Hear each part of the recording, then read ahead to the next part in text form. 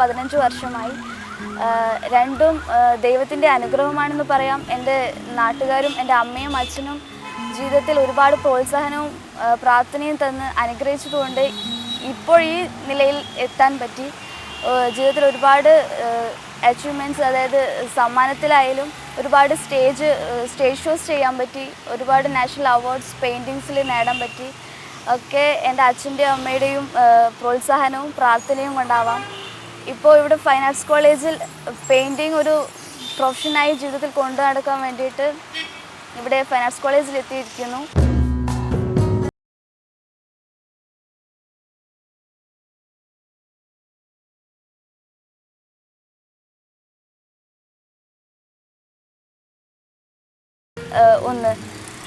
കാരണം ആദ്യമായിട്ടാണ് അത്രയും വലിയ ഒരു ഇൻ്റർനാഷണൽ അവാർഡ് എന്ന് തന്നെ പറയാം. ആദ്യമായിട്ടാണ് അങ്ങനെ ഒരു അവാർഡ് നേടിയത്.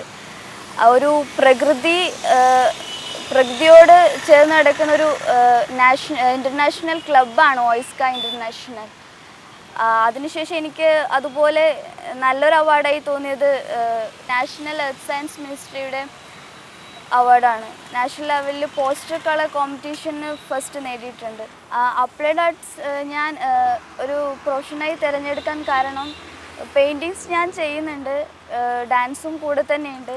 ഒരു പ്രൊഫഷൻ അല്ലെങ്കിൽ ഒരു ജോലി എന്തായാലും ജീവിതത്തിൽ വേണം എന്നുള്ള ഒരൊറ്റ തീരുമാനത്തിൻ്റെ മുകളിലാണ് ഞാൻ ഈ അപ്ലൈഡ് ആർട്ട് തിരഞ്ഞെടുത്തിട്ടുള്ളത്. അതാവുമ്പോൾ ഒരു സ്വന്തം കാലിൽ നിൽക്കണം എന്നുള്ള ഒരു ആഗ്രഹം. പെയിൻറ്റിങ്സിൽ ഞാൻ എക്സ്പെരിമെൻറ്റ്സ് ചെയ്ത് തുടങ്ങുന്നതേ ഉള്ളൂ. ഇത്ര കാലവും ചെറുതോട്ടേ തുടങ്ങി വന്നത് ഒരു മത്സരം, അത് കഴിഞ്ഞ് അടുത്ത മത്സരം, ആ ചൈൽഡ്ഹുഡിൻ്റെ ഒരു എന്താ പറയുക ഒരു ഇൻട്രസ്റ്റ്, നന്നായി ഒരു മത്സരത്തിൽ നിന്ന് മറ്റൊരു മത്സരത്തിലേക്ക് അങ്ങനെ പോയി മത്സരത്തിന് ചെയ്യേണ്ട വിഷയമായിട്ട് അങ്ങനെയാണ് ചെയ്തുകൊണ്ട് വന്നത്. ഇപ്പോൾ ഫൈൻ ആർട്സ് കോളേജിൽ വന്നത് ശേഷമാണ് ചിത്രത്തിനോടുള്ള ഒരു ഔട്ട്ലുക്ക് തന്നെ മാറിയത്. ഇപ്പോൾ ചിത്രത്തിനോട് കാണുന്നത് ആസ് എ പെയിൻറ്റിങ്, ഞാനത് എങ്ങനെ, അതായത് അത് നമ്മൾ സൊസൈറ്റിയിലേക്ക് എങ്ങനെ അത് കൊണ്ടുവരാം, എൻ്റെ മനസ്സിലുള്ള കാര്യങ്ങൾ എങ്ങനെ കൊണ്ടുവരാം എന്നുള്ള രീതിയിൽ ചിന്തിച്ചു തുടങ്ങിയത്. ഇപ്പോൾ അപ്ലൈഡ് ആർട്സ് എടുത്തതിന് ശേഷം ഡിസൈൻ ഒരു പെയിൻറ്റിങ് മാത്രമല്ല, ഒരു പെയിൻറ്റിങ് ഒരു നല്ല ഡിസൈൻ ആയിരിക്കണം എന്നും കൂടി മനസ്സിലായി.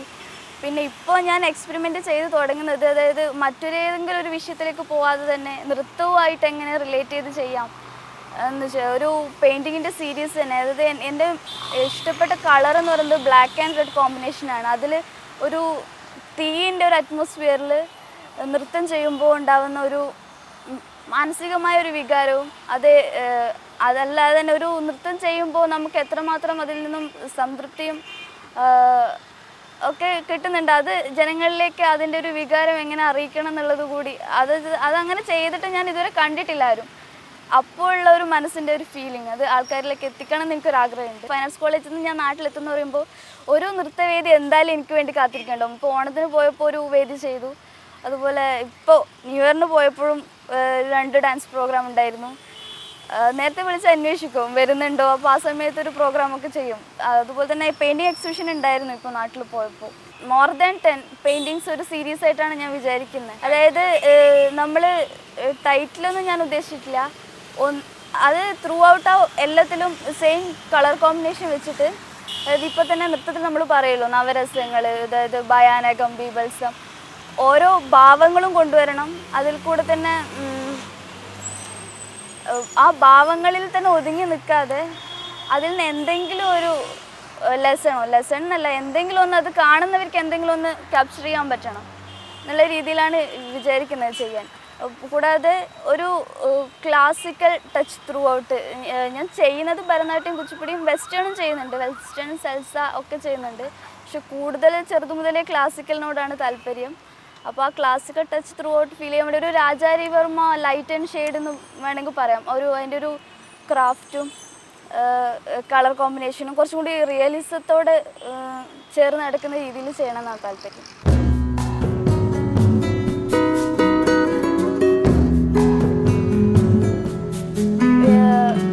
ഒരുപാട് എന്താ പറയുക ബഹളങ്ങളോ അല്ലെങ്കിൽ സമാധാനം ഇല്ലാത്ത രീതിയിലുള്ള ചിത്രങ്ങളൊന്നും ചെയ്യാൻ താല്പര്യം ഉണ്ടായിരുന്നില്ല.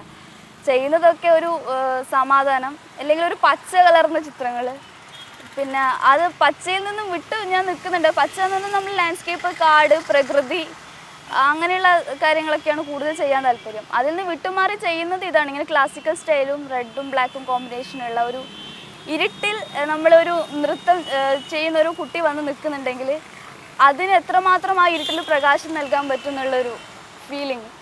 ചെറുതു മുതലേ എനിക്ക് ഒരുപാട് ഇൻ്റർനാഷണൽ ആർട്ടിസ്റ്റിൻ്റെ പെയിൻറ്റിങ്സൊക്കെ നോക്കുകയാണെങ്കിലും കേരളത്തിലെ നമ്മുടെ സ്വന്തം രാജാരവിവർമ്മയാണ് എനിക്ക് എന്നും പ്രിയങ്കരം. എന്നുവെച്ചാൽ ആ ഒരു സ്റ്റൈലിൽ നമ്മളെ കേരളത്തിൻ്റെ ടച്ചും, കേരളത്തിൽ മാത്രമല്ല പെയിൻറ്റിങ്സിലെ നോർത്ത് ഇന്ത്യൻ സ്റ്റൈലിലൊക്കെ ഉണ്ട്. എന്നാലും അതിൻ്റെ ഓർണമെൻ്റലും ഡെക്കറേറ്റീവ്സൊക്കെ കാണുമ്പോൾ വേറൊന്നിനേക്കാളും എനിക്ക് താല്പര്യം അതിനോട് തന്നെയാണ്. പിന്നെ ഗ്രാഫിക് സ്റ്റൈലുള്ള പിക്കാസോൻ്റെ കുറച്ച് പെയിൻറ്റിങ്സൊക്കെ ഇഷ്ടമാണ്. അത് ഈ അഡ്വർടൈസിങ് ഡിസൈനിങ്ങും ഗ്രാഫിക് സ്റ്റൈലൊക്കെ വരുമ്പോൾ തോന്നി.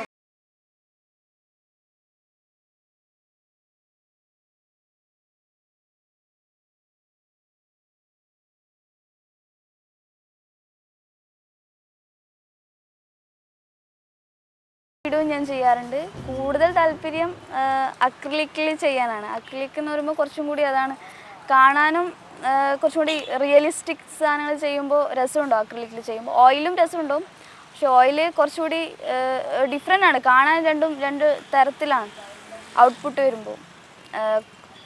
എപ്പോഴും കൂടുതൽ നമ്മൾ ഇമ്പോർട്ടൻസ് പുറമേ നിന്ന് കേൾക്കുമ്പോൾ ഓയിൽ പെയിൻറ്റിലെ വർക്ക്സ് വാങ്ങാനോ അതൊക്കെ ആയിരിക്കും താല്പര്യം.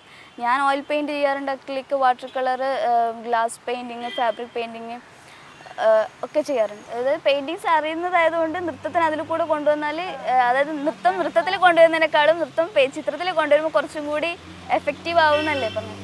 തീർച്ചയായിട്ടും അത് എനിക്ക് അങ്ങനെ തന്നെയാണ് തോന്നുന്നത്. കാരണം അത് മാത്രമല്ല, രണ്ടും രണ്ട് സ്റ്റൈലാണ്.